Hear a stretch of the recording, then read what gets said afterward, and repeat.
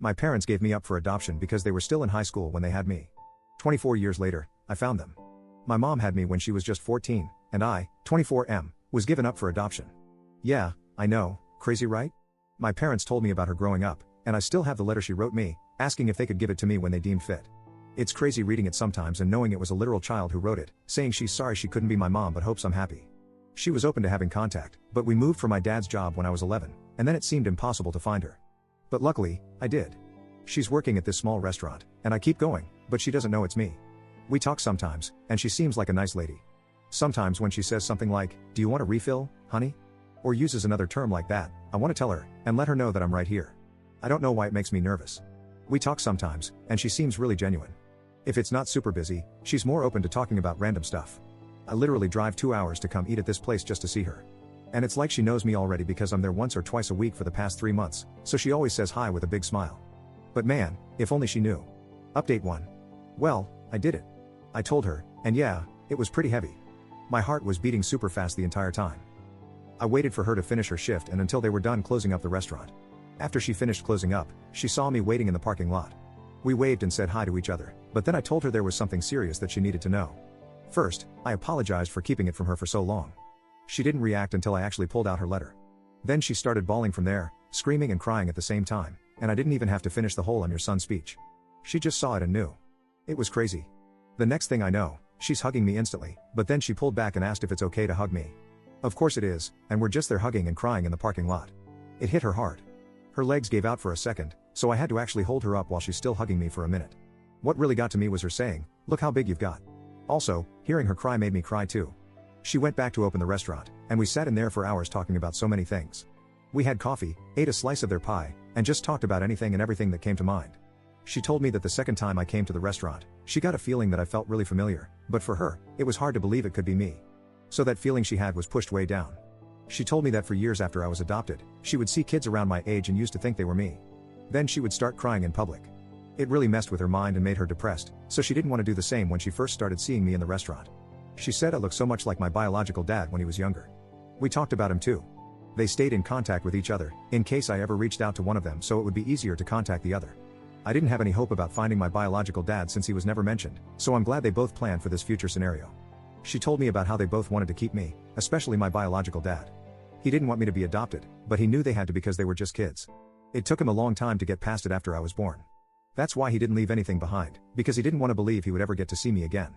We talked for hours, until almost 2 in the morning. She wanted to know everything about me, but her main concern was, am I happy? Were my parents good to me? Did I have a happy childhood? And I did. I told her, thank you for helping to give me this life. We both cried again, but she cried the most. Everything was very emotional for her. Sometimes she would look really happy, but then get sad again. After my 18th birthday, she was hoping I would find her, that's why she stayed in the same city. But since I didn't, she always thought maybe I resented her, wasn't told I'm adopted, or maybe had decided it was better not to have her around. It made me feel bad for not telling her sooner. She told me it's not my fault, and I did the right thing by going at my own pace. Honestly, she's so sweet. The way she kept looking at me with the biggest smile made me emotional sometimes. It makes you think, how can someone who's been a total stranger your whole life look at you with so much love? It's wild. We learned so much about each other.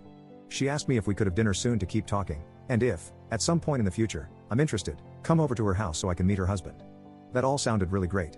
We exchanged numbers, and after I left, she sent a text telling me thank you for giving her this gift that she didn't know would ever come. My girlfriend came over, and she hugged me while I cried. I wasn't sad, these were happy tears. Everything went better than I expected. There was still emotionally heavy stuff, but I'm still glad that we got to open up to each other. Update 2.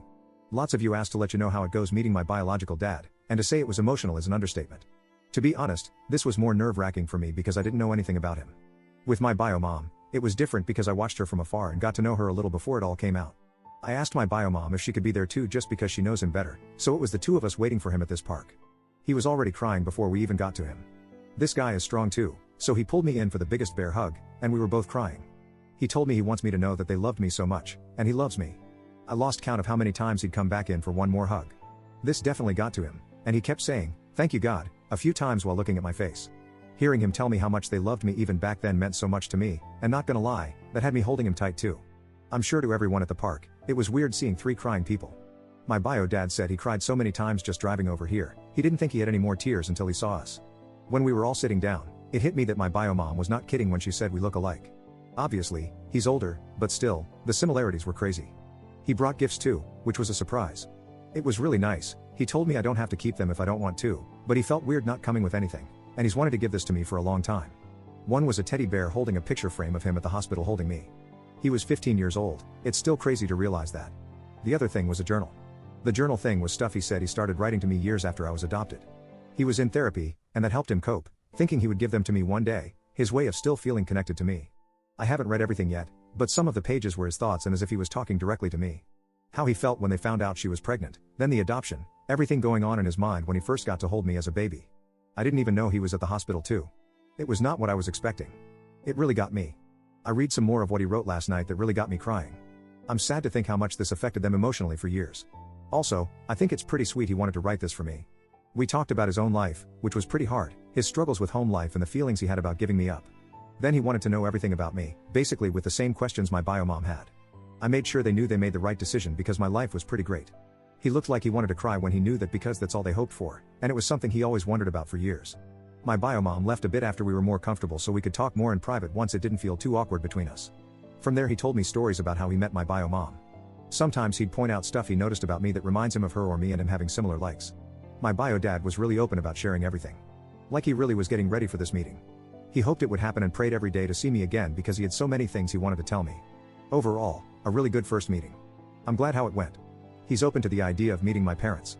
After I told them about all this because they definitely want to meet my bio parents again if I'm comfortable with that, obviously if my bio parents are too. Let's see when that happens. I don't know how it's gonna feel for me.